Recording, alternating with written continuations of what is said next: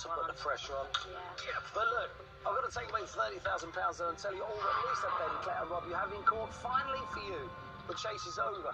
Chaser. Wouldn't it be You're wonderful wrong. to The tricky one's charge actually kicked in at the end there, which is Right. why I suddenly slowed down. Yeah. But very well played. Special props to Rob for going high. 17, it's never a target you take for granted. No, absolutely. Banana skin target, Lisa. Absolutely. There you go. My team get taken out. A full house, by the way, with 8 seconds remaining. Could you make a full house? Could you be part of the team? Or more importantly, could you take money from a chaser? Well, come and have a go. You might be clever enough. We'll see you next time on The Chase. Goodbye.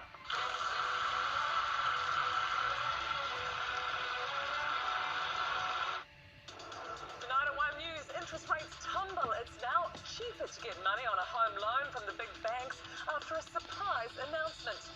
And a police chase is abandoned. Arrests are made, but leads to a high-speed getaway, which ends with the death of a pedestrian.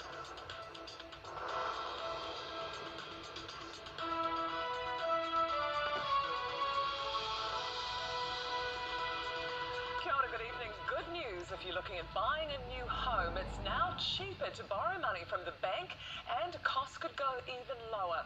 Retail banks have already started cutting interest rates on home loans after a surprise move from the Reserve Bank. It's cut the official cash rate by half a percentage point to a record low 1%. The drop is more than the 0.25% cut experts were expecting. Mortgage rates are already at low levels and could come down even further, with some picking the Reserve Bank to announce more cuts to the OCR, which affects the price of borrowing money. Katie Bradford joins us live shortly. First, she has reaction and what it means for you. Start swiping. The Reserve Bank wants everyone to spend more, and that includes the government. These are really, really interesting times. Today's bold drop of half a percentage point surprised most experts. Technically, that's a third of what's left. So I guess there's 2 strategies when you don't have much ammunition left. You either hide behind a rock and save your ammunition, or you charge, and the Reserve Bank seems to be going for the all-out approach. When the global financial crisis hit in 2008, the OCR dropped suddenly. Since then, the trend downwards has been slow but steady. The last time the Reserve Bank slashed half a point off was after the Christchurch earthquake. The Governor says while there are economic pluses, a low unemployment rate, wage growth and a promised big government spend-up, there are minuses too. With the uncertainty rising around what is happening, particularly the US-China trade tensions, business uncertainty can be paralysing to investment activity.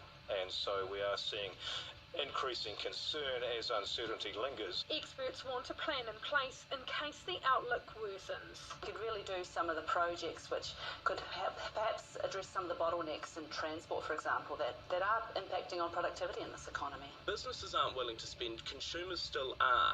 However, the really big risk to the economy is that if consumers, so if you people at home are not willing to get out your wallet, you're not willing to spend, that's going to really harm the economy. We have seen a dramatic drop in business confidence, and we have seen increased costs to business, and that flows through to the uncertainty that we're seeing. The Finance Minister insists the government does have a plan. We've got $10 billion worth of capital spending going out the door, so we are already stimulating the economy. You can't rule out a perverse kind of effect where businesses actually perhaps freak out a little bit that interest rates are being cut so aggressively and wonder what they're missing. While lower interest rates are good news for homeowners, they're bad for savers. But the Governor's messages: keep calm and carry on. Consumers to be comfortable, businesses to invest, and of course government to be spending. And today's drop comes with a warning: it might not be the last. It's easily within the realms of possibility that we might have to use negative interest rates. But there's hope this big move reduces that possibility. Well, let's go to Katie now. So signals interest rates go much lower. What will this mean? Well, that talk of negative interest rates there will worry people. Everyone expected the rate to go down today. They didn't expect that drop to be so much. And Adrian Orr is clearly trying to send a message out to people there to stop that going even lower, is to have more confidence in the economy for consumers, business and government to spend. He wants business to invest more. But already off the back of that, we've seen all of the banks drop their interest rates almost immediately. And both the New Zealand and Australian dollars have tumbled. gold. The Australian dollar heading for a 10-year low on the back of that news. And Katie, the message to the government to spend more, is it going to do this?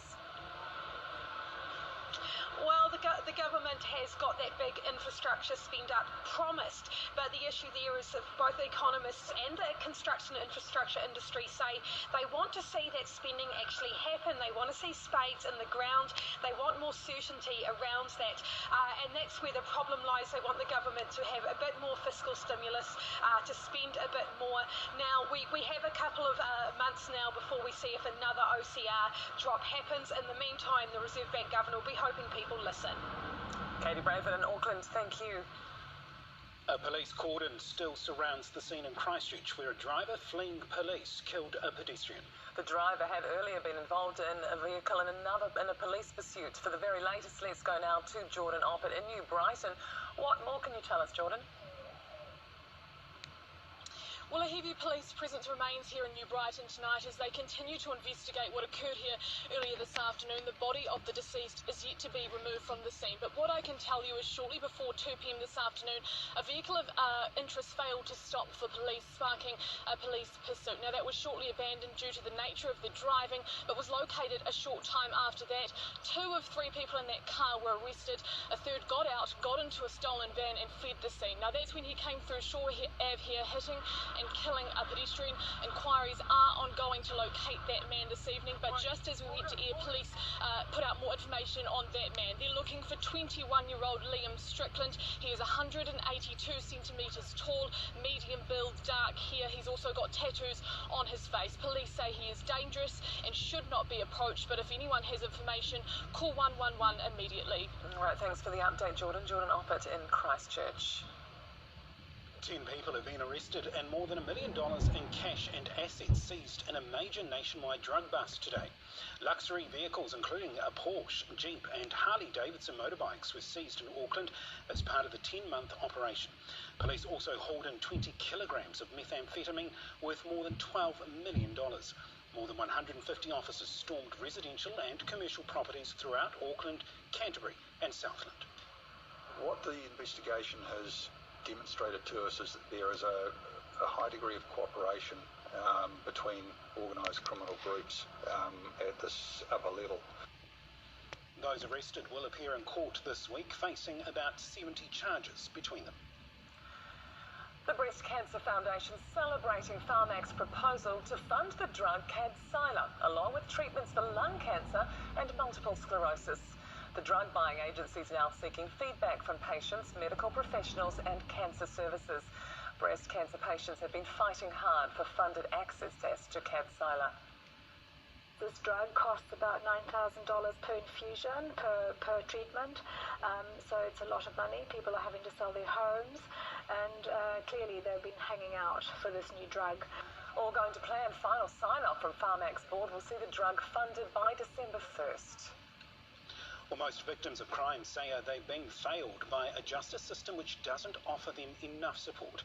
A survey designed by the Chief's Victims Advisor to the government reveals the majority of victims believe their experience was poor or worse. Gia Garrick reports.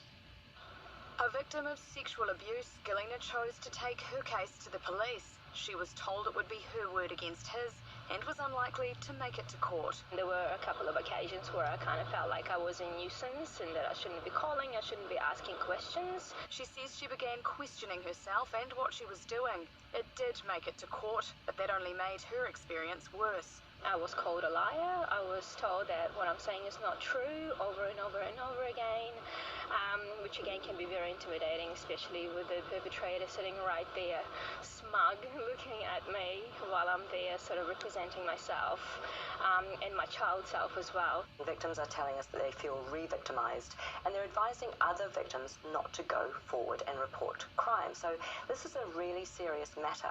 Last year's Criminal Justice Summit saw need for a victim survey. Conducted through February, the verdict from most of the 620 respondents was negative. Is the criminal justice system safe for victims? 83% said no. Are they listened to? 77% said no. Supported and given enough information? 79% another no. And 63% of respondents said their overall experience of the criminal justice system was either poor or very poor. The government wants to change the system, but progress is slow. We're still waiting on a report back from the Justice Advisory Group, and once that's in the Minister's hands, he's still got the task of getting the Greens and New Zealand First on board. I should have a set of proposals either late this year or early next year, and a reform program laid out on what we're going to do. This is a government that came in and made some very big, bold promises that we would see the biggest justice reforms in a generation, and we've seen absolutely nothing. Meanwhile, there's concern faith in the justice system will only fall further while victims wait for change. Gia Garrick, One News. A Tauranga landlord is one of the first to be fined after new insulation rules came into force last month. Kaimai Real Estate Limited, trading as First National, was ordered to insulate a Paingaroa property and pay $1,500 in damages. Since July, all landlords must comply with the new rules, including floor and ceiling insulation, heating and ventilation. Figures released to One News show 100,000 properties may have missed the July deadline, and more than 100 breaches have been received by the Tenancy Tribunal. Those who play with fire will get burnt. China's most severe warning yet to Hong Kong's protest movement, now into its 9th week. Alongside the rebuke, a huge show of Chinese force not far from the embattled city. One News reporter Kimberly Downs is in Hong Kong. She reports on what's at stake. In a Chinese city near Hong Kong, 12,000 anti-riot officers in mock battle with mock protesters dressed like Hong Kong's pro-democracy activists. A massive show of force staged ahead of China's starkest warning to date. Those who play with fire will get burnt, and the deserved punishment will come in due course. Beijing refusing to rule out deploying Chinese troops to restore order, an escalation that would drastically reshape Hong Kong, Asia's premier financial centre. That will be the end of Hong Kong as we know it. Most foreign companies would find it very difficult to continue to operate here. We still don't think that they would go so far as to destroy Hong Kong as an economic powerhouse. Kiwi expat Julia Browns lived here for 3 decades, watching China's mounting push for power. We are in uncharted waters right now. And with no end in sight to the protest movement, its wider impacts are already being felt. Recently, the government here has said the ongoing unrest is having an effect on the economy, particularly small and medium-sized businesses who are having to shut up shop during the protests, sometimes for days at a time. It's affecting their bottom line and frustrations increasing. As they say in Hong Kong, you don't mess with someone's rice bowl. You're messing with their livelihoods, with their life. He says tourism's down too, mostly from mainland China, their primary market. But many Western tourists we spoke to aren't deterred. It's for good reason, I would say, Keep on rocking in the free world. Even if some got more than they were bargaining for. I was petrified, got back into a taxi, went straight back to the hotel. Those on the front line make no apologies. 1 year or 2 years of decline of economy is not so important when it is compared to the long-term democracy or liberty for Hong Kong. Many of those protesting are Hong Kong's youth, defining their city's future for better or worse. Kimberly Downs, One News, Hong Kong. Anonymous online chat forums are struggling for survival as tech companies turn their backs on websites that host hate speech.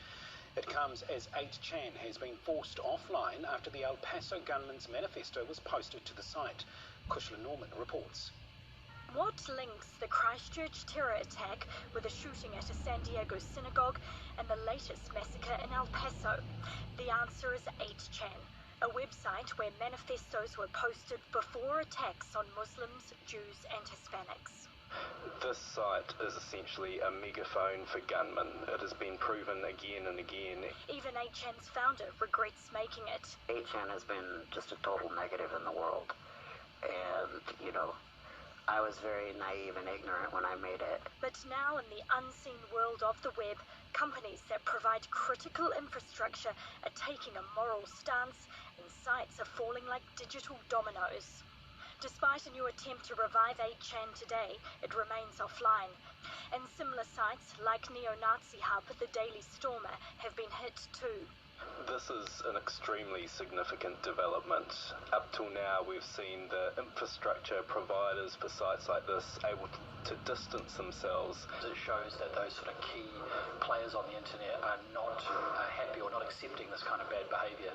New Zealand has been leading the global fight against the internet being used as a tool of terror, and at home the government's working on changes. One option is filtering, which is already used for child sex abuse material. When you're talking about an obviously terrorist promotional site that presents a clear and present danger, filtering shouldn't be off the table. Filtering is also a tremendously complicated thing to maintain and run so that everybody has confidence in it. 8chan may have been driven offline for now, but a long battle against online hate speech still lies ahead. Kushla Norman, One News. An image of an arrest in Texas has sparked outrage. Officers can be seen leading a man down a street by a rope. Next, what the police chief is saying about the incident. And remembering beloved American author Toni Morrison, who's passed away. How Oprah helped make the award-winning writer a household name. At 7 sharp, ratepayers getting stung again, Hillary? Yes, $100,000 for a council rebrand, and Porirua that's causing a big stir. It's all over the city's new logo. We will show you why ratepayers aren't happy. And parliamentary security were quick to muster, but why was this sheep part of the protest? All that, plus Brett McKenzie from Flight of the Conchords at 7. Tonight, a house in desperate need of a makeover. So have you seen this shower arrangement? Yeah, that's a bit weird, isn't it? It's very weird. Then, a mad dash to the finish line in the final of Race Across the World. And, what's that? It is a present from us to us. Cheers! Enjoy with one. Well, welcome everyone. And now Barry here is going to describe exactly why this painting means so much to him. Sorry, everyone. I just need 30 seconds. When you've only got a moment, clean your house with 30 seconds cleaners.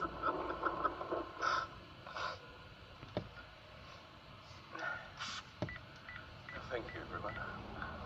This is a picture of Teamwork makes life better, eh? Like kiwi slices on a pan, fish served up with chips, and the old hammer and nail. Noel Leeming and Vodafone are mates. Perfect. See us now for the best deals on mobile pay monthly plans. Noel Leeming and Vodafone. Great Wall, New Zealand's best value ute. Get the petrol dual cab from only $22,990. Or the diesel single cab with tray from $21,990. All prices include GST plus on-road costs. Great Wall, it's built to work. True Niagen is a next-generation, scientifically researched dietary supplement that supports healthy levels of our youth molecule, NAD. Until now, the decline of NAD was thought to be an irreversible consequence of aging. Then, along came True Niagen. True Niagen supports healthy NAD levels, which are essential for supporting the energy our cells need to perform at their best every day. To live and perform at your best, visit trueniagen.co.nz today.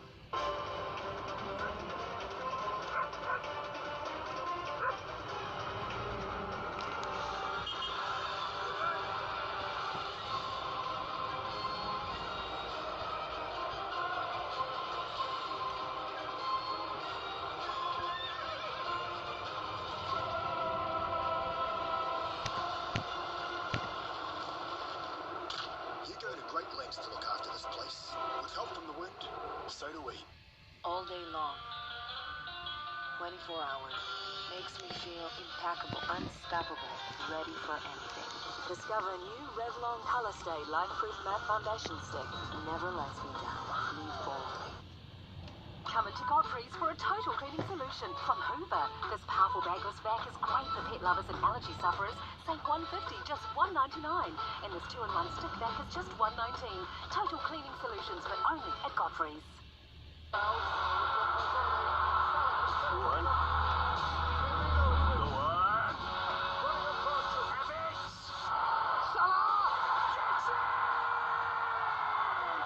To all 380 games of the Premier League, live and on demand. Get the highlights, get the review shows, get it all season long with Spark Sport.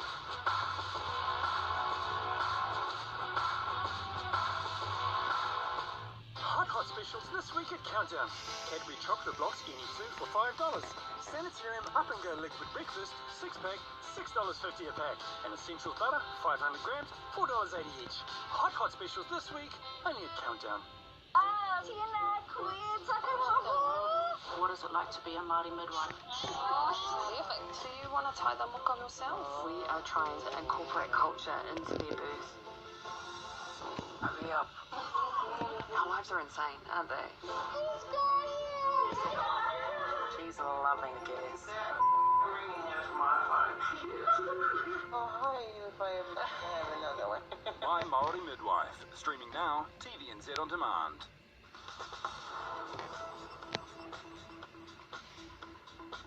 Welcome back. A confrontation at Ihu Mātau on Monday night might have brought complaints from protesters, but it's now emerged police were subjected to verbal abuse, including racist remarks. Police are praising the officers who faced down the abuse, and the union's calling for calm to prevail. Māori Affairs reporter Yvonne Tahana with more.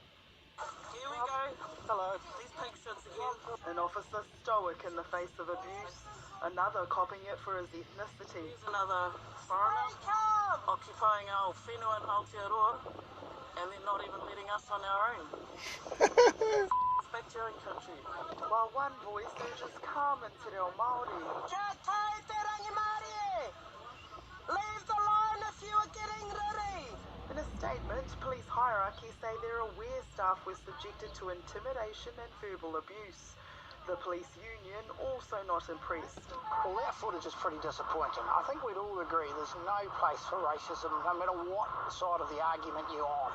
The pictures were filmed on Monday when protest leader Pania Newton claims she was pushed by police officers. The woman who filmed it all today admitting to the abuse, but not apologising. We asked leaders here for an interview about the abuse on that clip, but a spokeswoman said they were in discussions with the police over the issue. Visitors to the site saying they were saddened by the incident. The police are seen by the whole country as whether perfect, no, not by any means, but they are the people that you go to when you need help. And while dismayed at the abuse, police say they recognise there are strong feelings at play. I mean, you're going to have a lot better empathy with the protesters if you understand some of the history behind that. I hope that goodwill will prevail on both sides to avoid a repeat of scenes like these. Yvonne Tahana, One News. Tensions remain high between nuclear-armed neighbours India and Pakistan over the long-disputed region of Kashmir. Indian-administered Kashmir is now in lockdown after India stripped its only state with a Muslim majority of its special status. It sparked strong opposition from Pakistan, but with the communications blackout and troops on the streets, there's not a lot of information coming out of the Indian-controlled area. The BBC's Paul Adams reports. A state in lockdown, all but cut off from the outside world. India has flooded Jammu and Kashmir with tens of thousands of extra troops and police. Phone lines and the internet have been blocked since Sunday. The result, an atmosphere of uncertainty and apprehension. But some are happy. Among the state's non-Muslim minority, expressions of support for the government's bold move. This is an historic decision by the Modi government. A very big thing has been done by the government. A priceless gift has been given to the country. Across this vast country, there's little doubt something decisive has happened. The Indian government breaking with more than 70 years of history.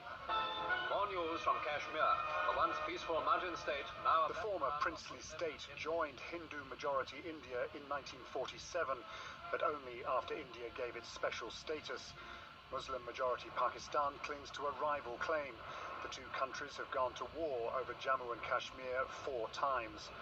Since 1972, the area has been split in two along the so-called line of control, but the conflict has never gone away. Yesterday's announcement stripping Jammu and Kashmir of its special status caused uproar in the Indian parliament. The government of Narendra Modi says it's necessary for security and the state's economic development. That is the sort of Hindu nationalist mobilization behind his election and his recent re-election. In Pakistan, outrage and a sense of crisis. Kashmir is an incendiary issue. Successive governments have sponsored violent groups there. As Parliament meets to discuss the issue, the country's military has warned of retaliation. Pakistan seems poised to take the dispute to the UN Security Council. India says Jammu and Kashmir is a domestic issue, and all the while, from the streets at the heart of this crisis, an uneasy silence. But no silence from former cricket star and Pakistan's Prime Minister Imran Khan, who says India's move breaches international law and he fears ethnic cleansing by India.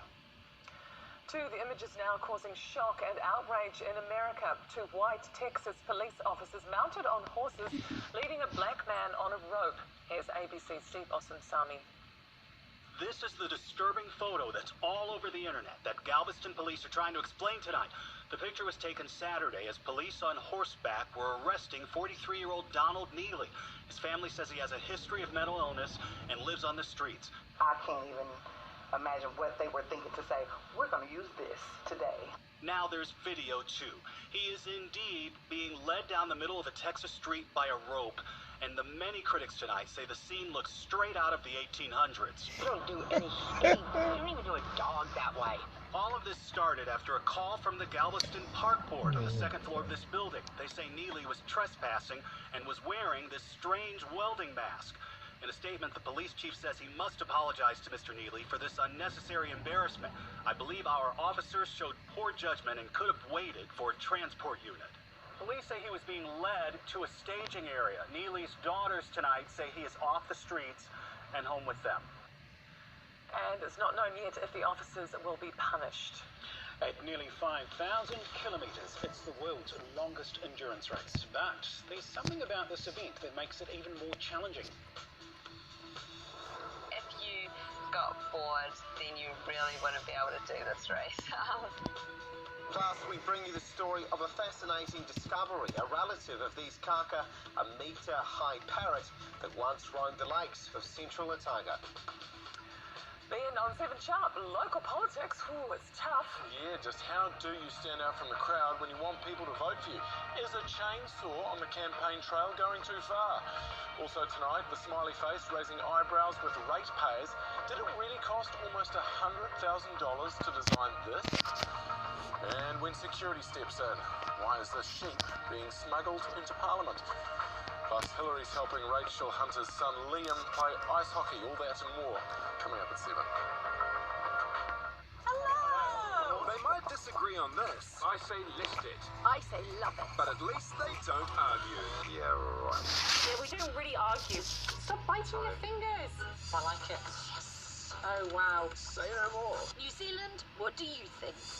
Love it or list it. Tonight, 7:30 on 1. And in Sophie's 19th month in the world, she discovered the only thing better than building is unbuilding. Especially when Dad's part of her wrecking crew. In the early years, exploring and learning through play is a crucial part of your child's brain development. With its synergy of brain nutrients, iron, iodine and zinc, S26 Gold Toddler helps support your child's cognitive function. Nurture your child's potential through play and S26 Gold Toddler. The way we watch TV has changed. Be 2019 ready with the best apps. For when it matters most, Panasonic OLED TVs. The best way to watch. To celebrate the great deals at $5 Week, we're throwing a parade for $5. Yeah, that's what I'm talking about. $5 Week, on now at Pack and Save. It's time to unwrap a new fuel program with more discounts and rewards. So whip into it, New Zealand. Get pumped at Zed or Caltex now. What's happening now, Detective? They're still there. You would have thought they'd moved out by now. Got themselves a little unit somewhere. Nope, they got a reverse mortgage from Heartland so they can keep the house. That home means the world to that family. And they just got back from a romantic European cruise. I'm romantic. Oh, crikey, get a room out! Ask about a reverse mortgage from Heartland and discover how you can enjoy a better retirement. Heartland Seniors Finance. The famously fun Suzuki Swift is seriously safe and